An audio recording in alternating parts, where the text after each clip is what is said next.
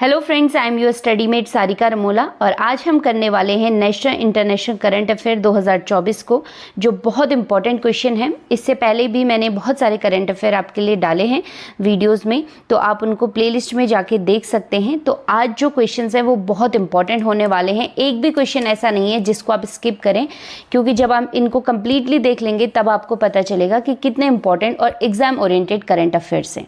चलिए time waste नहीं करते हैं और पहला क्वेश्चन देख लेते हैं। पहला क्वेश्चन है मोस्ट इंपॉर्टेंट, हाल ही में इंटरनेशनल बुकर प्राइज 2024 के विजेता कौन रहे हैं? ऐसे क्वेश्चन बहुत बार पूछे जाते हैं और इसका राइट आंसर क्या हो जाएगा? जेनी अर्पिनबेक इसका राइट आंसर हो जाएगा।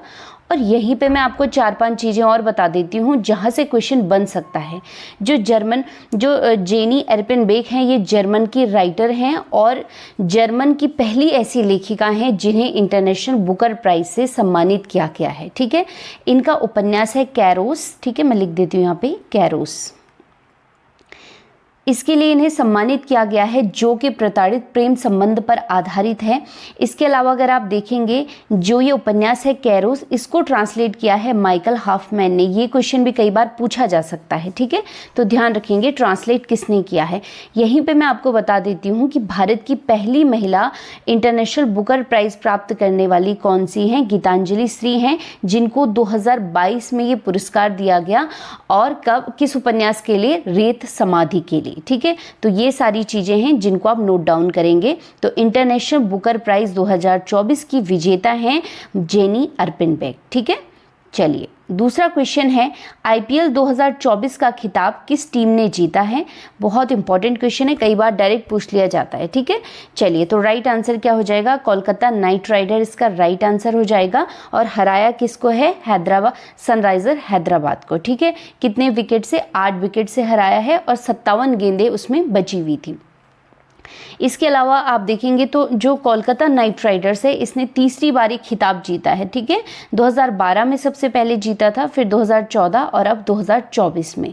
तो इस चीज़ को भी आप ध्यान रखेंगे।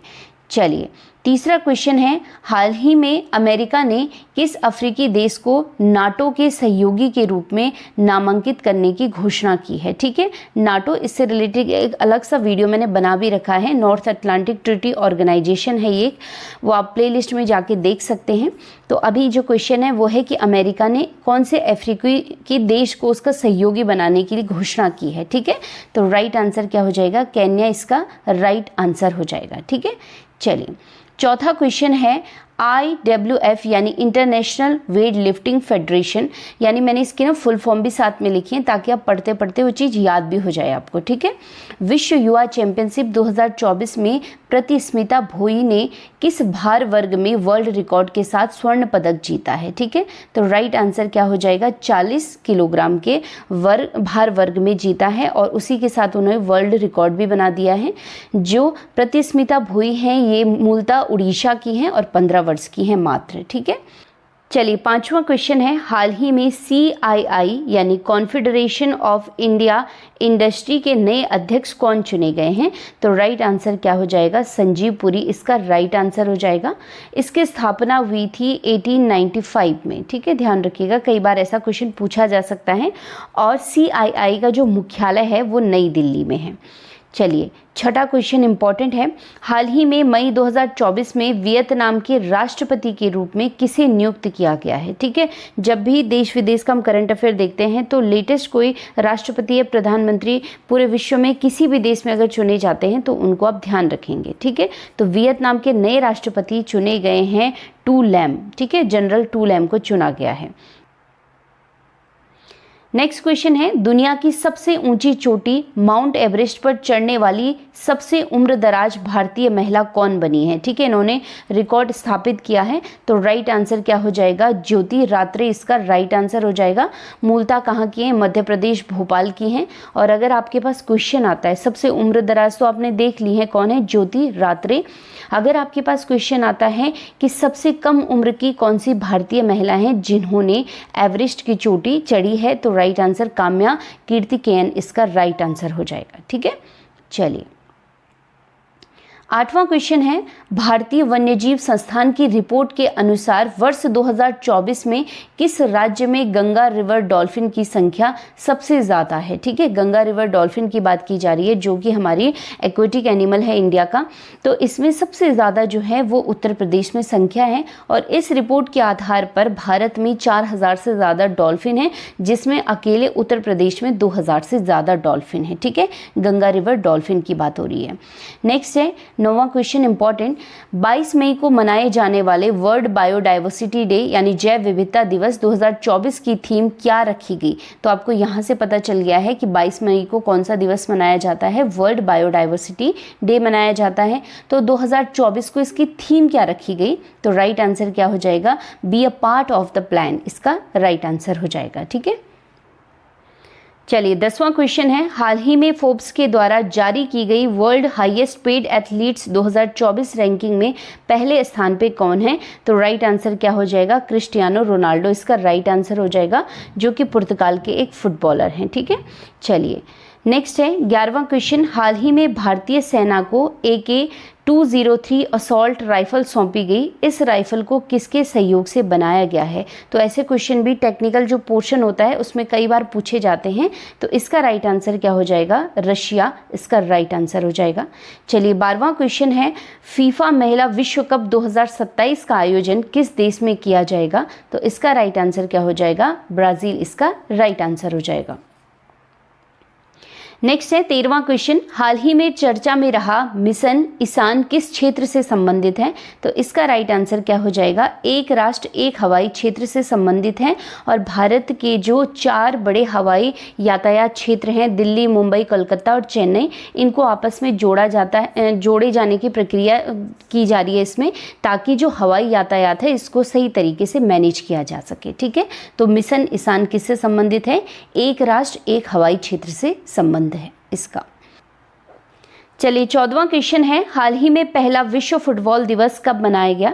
तो इम्पॉर्टेंट है, जब भी कोई पहला दिवस मनाया जाता है तो उससे रिलेटेड क्वेश्चन बनने के चांसेस बहुत ज़्यादा होते हैं। तो इसका राइट आंसर क्या हो जाएगा, 25 मई, ध्यान दीजिएगा 25 मई। ठीक है, चलिए हुआ क्या था कि 25 मई 1924 में जब पेरिस ओलंपिक हुए थे, उस 100 साल पहले, तो वहाँ पे ओलंपिक में फुटबॉल प्रतियोगिता में दुनिया भर के जो सभी क्षेत्र हैं उनकी टीमों ने पहली बार हिस्सा लिया था। तो 2024 में इसके 100 साल पूरे हो रहे हैं, इसीलिए 2024 में 25 मई को पहला विश्व फुटबॉल दिवस मनाया गया। ठीक है, चलिए नेक्स्ट 15वां क्वेश्चन है, हाल ही में किस संगठन या संघ ने दुनिया के पहले AI कानून को मंजूरी दी है। तो राइट आंसर क्या हो जाएगा, यूरोपियन यूनियन इसका राइट आंसर हो जाएगा। ठीक है, नेक्स्ट 16वां क्वेश्चन है, हाल ही में किस राज्य सरकार ने आउटसोर्स नौकरियों में महिलाओं को 33% आरक्षण का प्रावधान किया है। तो राइट आंसर क्या हो जाएगा इसका, कर्नाटक इसका राइट आंसर हो जाएगा। ठीक है, चलिए नेक्स्ट क्वेश्चन है, अभी हाल ही में भारत ने ईरान के चाबहार बंदरगाह में स्थित किस बंदरगाह को 10 वर्षों तक संचालन के लिए अनुबंध साइन किया है उसके साथ। ठीक है, कॉन्ट्रैक्ट साइन किया है। तो राइट आंसर क्या हो जाएगा, शाहिद बेहसती इसका राइट आंसर हो जाएगा। ठीक है, चलिए 18वां क्वेश्चन है, एथलेटिक्स फेडरेशन कप 2024 में किस भारतीय खिलाड़ी ने जेवलिन थ्रो में गोल्ड मेडल जीता है। तो राइट आंसर क्या हो जाएगा, नीरज चोपड़ा इसका राइट आंसर हो जाएगा। और इन्होंने किसकी तरफ से खेला है, हरियाणा टीम की तरफ से। ठीक है, चलिए 19वां क्वेश्चन है, हाल ही में संयुक्त राष्ट्र जनसंख्या और विकास आयोग के कार्यक्रम में देश का प्रतिनिधित्व करने वाली महिला सरपंच कौन है। तो इसका राइट आंसर हो जाएगा ऑल ऑफ दीज, क्योंकि इसमें सुप्रिया दासगुप्ता, कुनुकू, हेमा कुमारी, नीरू यादव, इन सब ने क्या किया, भाग लिया था। ठीक है, प्रतिनिधित्व किया था देश का। चलिए 20वां क्वेश्चन है, हाल ही में पुरुष और महिला दोनों वर्गों में, पुरुष और महिला दोनों वर्ग की बात की जा रही है, ठीक है, में थॉमस कप और उबेर कप 2024 का विजेता कौन सा देश रहा है। दोनों कप हैं और दोनों वर्ग की बात हो रही है। और राइट आंसर क्या हो जाएगा इसका, चीन इसका राइट आंसर हो जाएगा। और ये जो कप हैं किस खेल से संबंधित हैं, बैडमिंटन से संबंधित हैं। चलिए नेक्स्ट इंपॉर्टेंट क्वेश्चन आ जाता है 21वां, हाल ही में शक्तिशाली चक्रवात तूफान रेमल किस समुद्र में बना है। बहुत इंपॉर्टेंट क्वेश्चन है और राइट आंसर क्या हो जाएगा, बंगाल की खाड़ी में। और इसका जो नॉमिनेशन किया, नामांकन किया, वो किसने किया, ओमान ने किया है। ठीक है, चलिए 22वां क्वेश्चन है, हाल ही में रूस के नए राष्ट्रपति पद पर 6 वर्ष के नए कार्यकाल के लिए किसने शपथ ली है? तो राइट आंसर क्या हो जाएगा? व्लादिमीर पुतिन इसका राइट आंसर हो जाएगा। तो चलिए ये थे मोस्ट इंपॉर्टेंट करंट अफेयर जो नेशनल इंटरनेशनल रिलेटेड थे।